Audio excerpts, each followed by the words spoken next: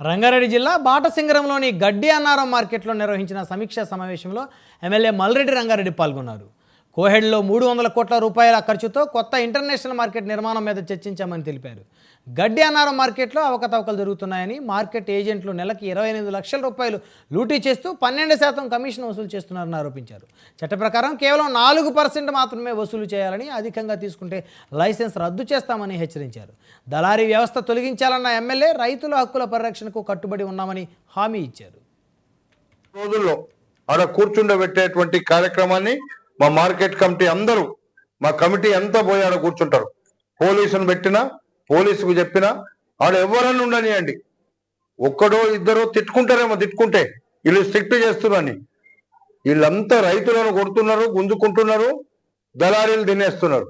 ఆ వ్యవస్థ పోవాలని ఆ నిర్ణయం తీసుకున్నామని చెప్పి తెలియపరుస్తున్నాం. అదేవిధంగా ఈరోజు మొత్తం దళారీలతో నిండిపోయిన రైతు అంటే రైతే లేడు అక్కడ.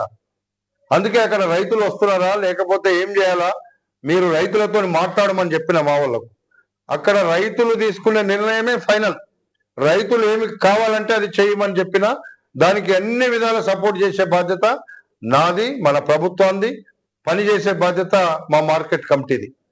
ఇవన్నీ మేము మాట్లాడుకున్నాం. ఈ 3.5 గంటల్లో బ్రహ్మాండంగా మా ముఖ్యమంత్రి గారికి ఒక కోరిక మేమందరం అడుగుతున్నాం. ఒక ఇంటర్నేషనల్ మార్కెట్ మనకు రాబోతుంది. ఆ మార్కెట్కు బ్రహ్మాండమైనటువంటి వసతులు కల్పించి, రైతులకు కల్పించి, ఇది ఆ మార్కెట్ కడితే ఒక్క మన ఆంధ్రప్రదేశ్ తెలంగాణనే కాదు, మొత్తం భారతదేశంలో ఉన్న అన్ని రాష్ట్రాలలో ఆడ మార్కెట్కు వచ్చే విధంగా తయారు చేస్తున్నామని చెప్పి తెలియపరుస్తుంది. గత బీఆర్ఎస్ ప్రభుత్వం